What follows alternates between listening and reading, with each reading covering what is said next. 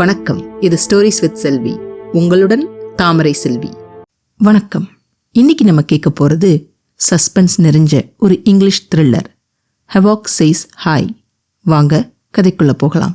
Chapter 30. The day I was recruited. I measured the compound wall of Eshwar's house to stand tall above the heights of a 6-feet man. Blazing sunlight got reflected on the black gate. Surprisingly, there was no watchman or any helpers in the house.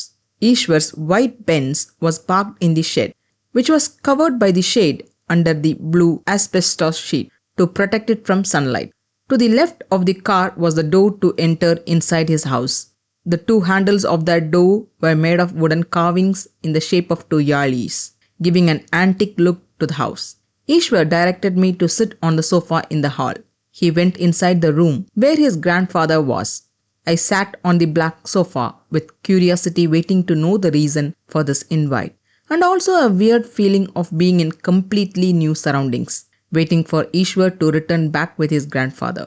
Eshwar wanted me to meet his grandpa. It was a 6-bedroom house with 2 floors but occupied by only Eshwar and his grandfather. I wondered what could be the reason behind purchasing such a massive house for just 2 people. The hall in which I was sitting was humongous compared to the house I lived. I knew it was an unfair comparison. A hall with a house, but I couldn't help it. Though I lived in a multiplex house 2,000 square feet, which was considered to be decent sized when compared with others in our locality, this one would make my house look tiny. Eshwar lost his parents at his early age. Now he was dependent only on his grandpa. There were no pictures or portraits of Eshwar's parents. It might have been traumatic for him to remember that he lost them. Maybe that was the reason for not keeping any photos of them. I looked above my head. A rich ornamental chandelier was hanging instead of the dead lady. I shifted uncomfortably in the sofa. 5 more minutes passed. Eshwar came out of his room and sat next to me in the sofa. The sofa creaked as his weight pushed it hard to the ground. I looked at him, but he didn't. He closed his eyes without speaking a word. I was getting a bit annoyed by his silence. I got up from the sofa. The timing was perfect. Eshwar's grandfather entered the hall for me to meet his grandfather's eyes. At first, I thought it was just unintentional, but his piercing eyes looked through my mind. This was the first time I saw him, face to face, very close. His face was as bright as a face could ever be. His eyebrows knitted together, just like mine. He was fair and his hair was coral like mine. I felt a native feeling about him. He didn't look old at all to be called as grandfather. Only trace of old age in his body was his grey hair near his temples. Except for that, he looked not more than 45. Eshwar announced his age to be late 50s. Nice to meet you, Vijay. This is the first time Eshwar had brought his friends to home. He rarely talks to strangers. You must have really impressed him, he said with a voice full of energy and youth. I was admiring his youthfulness for a man in his 50s. He smiled at me. He sensed my curiosity through my eyes, which was trying to grasp every single clue on what was the purpose of this invite. Do you know why you are here? He asked his first question. His eyes were sizing me to grab as much as information as possible. His eyes were hunting for answers from my face, but it was gentle and it didn't alarm me. I don't know, I answered in a low voice, cracked a bit. I coughed twice to clear my throat and repeated those words. He didn't bother to find a seat for himself. Neither did he offer coffee, nor did he behave like normal parents who treated their son's friend with pretentious attitude. But there was something magnetic about his appearance. His white long kurta and black cotton pants, maybe his simplicity. There was kindness in him, even though he sounded authoritative. Grandpa directed us, me and Eshwar, to follow him to his study room. I followed Eshwar. The room was not as big as the hall, but it was larger than a usual study room. There were plenty of shelves filled with various books, different sized and shapes. But there was no writing desk. Instead, there was a single antique chair at the center of the room. He sat on the chair and asked us to sit on the nearby red blanket, spread on the floor in 2 folds. He began to speak. He was right to the point, but I didn't know what the reason for his question was. That's okay, but can you tell me what happened during the football match? He asked as he rocked his antique chair. I didn't understand what he meant by that. Nothing, I just played. I tried not to sound abrupt, so I stretched the sentence a little longer out of respect to an elderly guy. He rocked his antique chair and it began to rattle without any friction or sound. Is it? So, what happened to your drawing? He asked his next question without looking at me. It was nothing, I just like to draw, I said as I looked at Eshwar. Eshwar's face was blank. He had informed everything about me to his grandpa. I felt a bit annoyed at him, but I didn't understand the reason for these questions. I was puzzled. Be relaxed. I know you are nervous, but you are a gifted person. Your skills are going to manifest into something out of this world. What skills? I thought inside my head. My eyes widened, not out of those praising words in surprise. As far as I knew, the only skill I possessed was my football, and it was not out of this world. Anyone could play well if well trained. He continued. His eyes were fixed on mine. He nodded his head. It looked like he was accepting what I was thinking. I must have feared such man who knew what others thought, but I didn't. I felt home and I began to respect him more. You have the gift of analysis, he announced loudly, as if trying to wake me up from a deep sleep. You can analyze anything and everything you want to. I couldn't understand what he was saying, but I didn't want to interrupt him.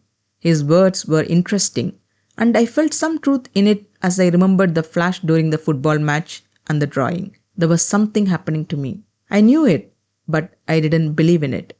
He observed my silence, which intrigued him to get up from his chair and come near me. He placed his hands over my shoulders, which was in his waist level, and he said, Lots of people got the gift you have, but they lose it because they don't believe in it. You just need to believe in it for it to grow. What happened during the match was not just anything. You went through every possibility of the game and came up with a favorable cause. It's nothing new to this world. People can use computers to come up with the probability of an event, but accuracy is not guaranteed, as the external factors which influence the outcomes. He then stressed on his words, but you really could come up with almost 70% accuracy. I asked my first question in the whole one-sided conversation. Why 70?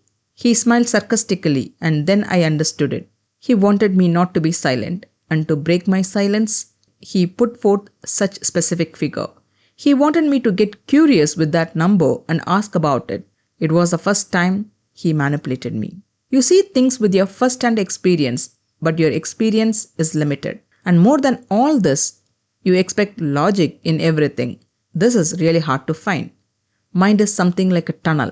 You must know the feeling than to remember the map. It is an art. There are no specific ways to decipher a mind. You just got to let it speak and listen to it. Every thought which arises in our mind has a reason, and those reasons have a minute logic, which normal people fail to see. I want you to see that logic which you can't see now. I didn't understand what he was speaking. I just listened as I was mesmerized by his tone. I felt a bit taken aback by what he said about my skills, the skill which I had not known about before an hour. Stupid was a human mind to look for a prize and to suffer at the hands of it. I combed my hair which fell over my face and said, No, it's not hard. I just have to be in a situation to know what it is. I can see the logic. Do you think so? He smiled widely. So answer this. Why was the Don Bosco boy in the football match to whom you passed the ball nervous? Why do you think some random person walking on a road runs immediately? He began to throw examples at me. I looked at him trying to retaliate with a valid cross-question, but I didn't find any. Those are random examples, those causes may be anything, but underlying logic stays hidden. He snapped his finger. But there is a logic which you could not reason out but feel.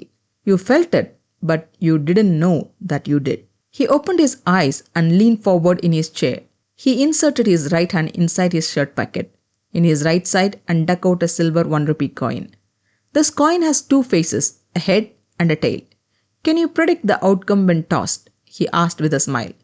I was getting comfortable with Grandpa. It was a challenge to my face, which I cannot reject. I had my doubts about this, but trying would never hurt. I will try. But can I see it once done? I asked. He smiled like he understood me. Sure, he said and gave the coin to Eshwar. Eshwar will toss the coin once for you, and after that he will toss the coin 3 more times. You must predict the outcomes of all those 3 tosses correctly. Deal? His voice electrified. Deal, sir, I shouted. Eshwar maintained his silence all this time. He didn't open his mouth to even say okay. I got tired of Eshwar's silence. Grandpa was more fun than him. Call me Grandpa, Grandpa demanded. Okay, Grandpa, I declared. He smiled and nodded in approval. Eshwar came and sat before me. I got ready to observe. Eshwar asked, Ready? Yes, I said. My eyes were fixed on the coin in his hands. He placed the coin on his right hand and closed his hand in position to toss the coin. His thumb was below the coin. He looked at Grandpa for approval and Grandpa nodded affirmatively. Eshwar flipped the coin with his thumb. It spun in the mid-air and landed back on his right hand. He didn't turn the coin side by placing it on its other face on left hand, like some people did. Instead, he covered the coin in his right hand with his left. It was a tail. I observed the whole scene without removing my eyes from the coin even for a second. Grandpa interrupted. Are you ready for the 3 flips? Yeah, okay, I said without taking the eye from the coin. Eshwar flipped the coin once again. I howled. It's a head! And it was a head. Grandpa smiled. Eshwar flipped his second. I announced it as a tail even before it landed. Once again, it was a tail. Eshwar felt a bit nervous after seeing how easily I was predicting the outcomes, and the final flip was about to take place.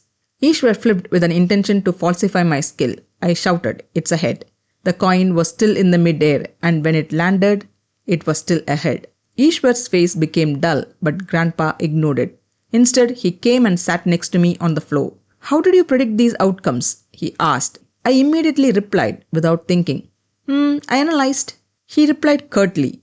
Analyzed is a word without meaning which I taught you an hour ago. What did you exactly do? Think and tell. I closed my eyes and replayed what happened at that moment. It was a beautiful experience.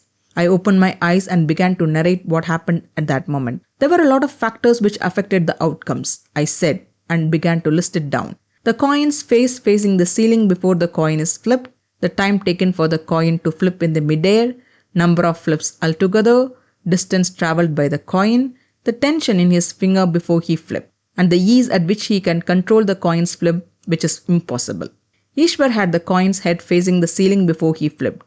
Eshwar's coin toss was in clockwise direction, and during the demo flip, his hand was at ease, without much tension. So the coin he flipped traveled a medium distance in the air. During the demo, Eshwar's coins could have flipped thrice in the air, based upon the distance traveled by the coin in the air and the pressure exerted on the coin, within the limited time in the air and the energy exerted over it. To get a tail as outcome, the coin could have flipped only thrice. Head becomes tail and tail becomes head and once again a tail. During his first trial, the same happened. He behaved exactly the same without many changes in his position except for the coin's face facing the ceiling being tail, and the coin flipped thrice. So the outcome was a head. And in the next 2 flips, Eshwar's energy level was fluctuating. I just had to assume the flips based upon the energy exerted. It is simple. I explained the whole process to Grandpa. Grandpa's face brightened. That was brilliant. Eshwar's face darkened, but he tried to smile for cheering me. He took the coin from Eshwar's hand and placed in his. Now predict the outcome. He flipped the coin with the head facing the ceiling. I tried to observe it. His movements were swifter than Eshwar's. Tails, I said with a doubt. He showed his right hand and where the coin landed. It was a head. You missed one important thing. What if I could make the coin go for the 3rd flip but revert back, he said.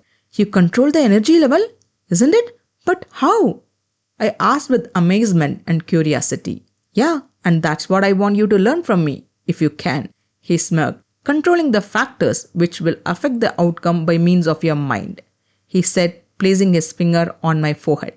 I was not sure what I was supposed to say.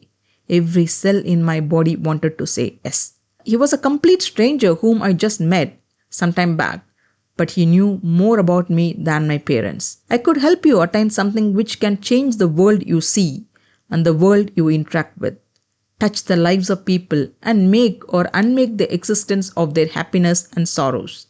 I kept looking at him trying to find an answer to his question, but I was in a dilemma whether I needed this or not. Can I come tomorrow? I asked him in a low voice, looking at his face trying to read his emotions. Sure, he didn't say anything more. His face was blank without any trace of like or dislike over my decision. He left the room without saying anything. இந்த பதிவு உங்களுக்கு பிடிச்சிருந்ததுன்னா மறக்காம like பண்ணுங்க, share பண்ணுங்க, subscribe பண்ணுங்க. என்னோட பதிவுகளை உடனுக்குடனே தெரிஞ்சுக்கிறதுக்காக பெல் பட்டனையும் கிளிக் பண்ணுங்க. மீண்டும் அடுத்த அத்தியாயத்தில் சந்திப்போம். நன்றி, வணக்கம்.